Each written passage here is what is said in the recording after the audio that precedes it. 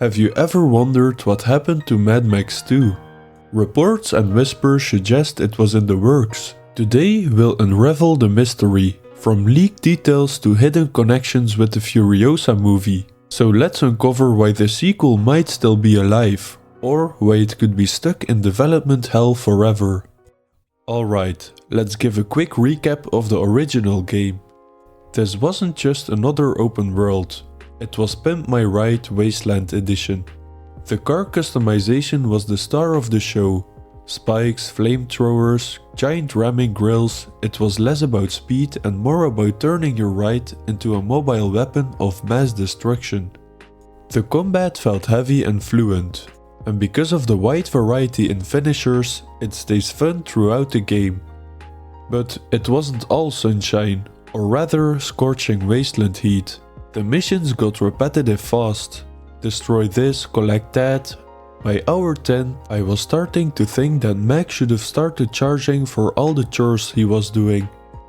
But all the flaws aside, the game had heart. It wasn't perfect, but it nailed the Mad Max fantasy. Explosions, chaos, harpooning raiders out of their car, it was pure fun. And that's why it's still a fan favorite. Fans have been begging for a Mad Max sequel, and honestly, you can't blame them. The first game wasn't just another open world title, it was a love letter to the chaotic car combat and dusty dystopias. It gave us a world so bleak even Follow might have looked over and said, "Dude, are you good?" But that's exactly why it worked. Since 2015, the open world genre has leveled up big time. Imagine what a sequel could bring. Better missions, more dynamic weather, and NPCs that don't just stand around like they're waiting for their shift to end. A Mad Max 2 could take everything that made the first game special and turbocharge it, fixing the grind and giving us even bigger, better vehicular mayhem and combat. The demand for a sequel is practically its own cult at this point. Every gaming forum has a thread like, "Where's Mad Max 2? And nostalgia is a part of it, sure, but it's more than that. It's the potential we see.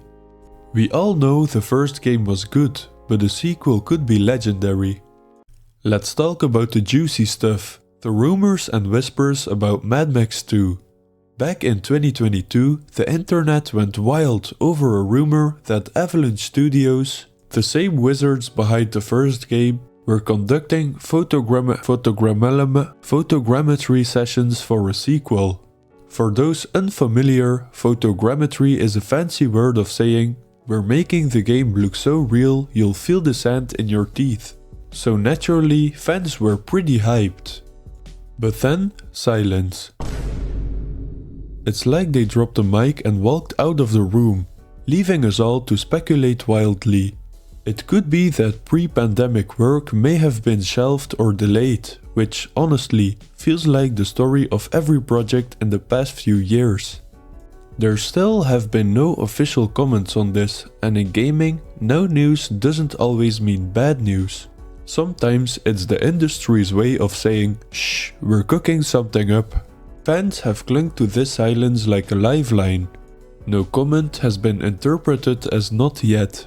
And every Avalanche Studios announcement gets dissected for secret Mad Max 2 clues.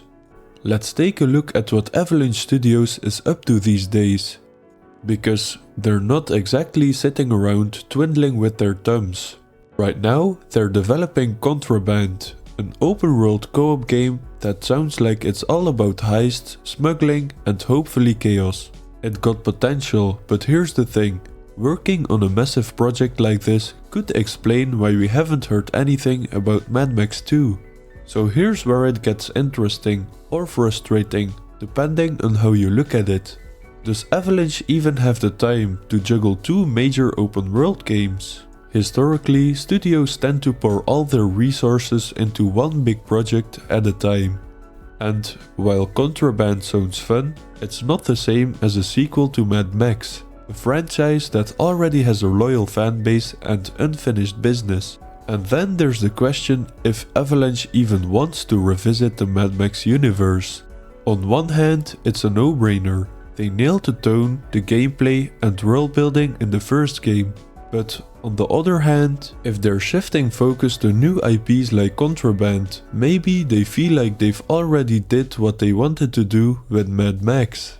Or more optimistically, maybe they're just waiting for the right moment to surprise us with something spectacular. Either way, the silence is killing us, but we can't help but keep hope alive. Okay, let's talk about the wildest crossover that hasn't happened yet. George Miller, the mastermind behind the Mad Max movies, casually mentioned he'd love to see Hideo Kojima make a Mad Max game. Yeah, the same guy who gave us Metal Gear Solid and Death Stranding, two of the most bizarre, brilliant gaming experiences ever. Now imagine what that might look like. Kojima doesn't do normal. In his hands, a Mad Max game would probably have cars powered by, I don't know, emotional trauma or something. Here's the big question. Would you prefer Kojima's unpredictable genius or Avalanche's gritty, chaotic expertise for a sequel? On one hand, Avalanche gave us a Mad Max game that felt grounded in Miller's universe. On the other hand, Kojima could take it somewhere entirely unpredicted. Fans have shared some general expectations and hopes for the Mad Max sequel. Here are the most important ones. Many fans express a strong desire for a sequel to the movie Mad Max Fury Road, often referring to the rumored title Mad Max The Wasteland. They hope for a continuation of the high-octane action and immersive world building that characterized the previous films.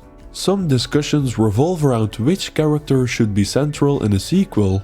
While Max is the main guy, obviously, there's significant interest in exploring the backstories or future arcs of other characters introduced in Fury Road, such as Furiosa.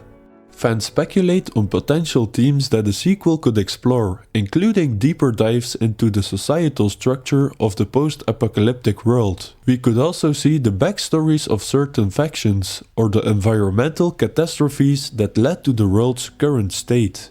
Given George Miller's unique vision for the Mad Max universe, the director, fans are curious about how he would expand the narrative and what innovative filmmaking techniques he might use. And if Avalanche Studios is secretly working on Mad Max 2, a longer development cycle could mean they're refining everything. More dynamic car combat, deeper storylines, crazier storms, and fewer fetch quests. So, here's where we stand with Mad Max 2. It's the sequel we all want, but the road to it has been unpredictable as a sandstorm in the wasteland. From rumors and studio silence to fan theories and George Miller's wildcard idea of a Kojima-led game, the fate of this franchise is still up in the air. Whether Avalanche is secretly cooking up something amazing or the idea remains sparked in development limbo, one thing's for sure, the potential for a Mad Max sequel is massive. So let's keep the conversation going, because when Mad Max 2 finally drops, I'll be waiting with open arms. Thank you so much for watching this video. Maybe you'll like my next one, and as always, don't forget to like, share, comment, donate, masturbate.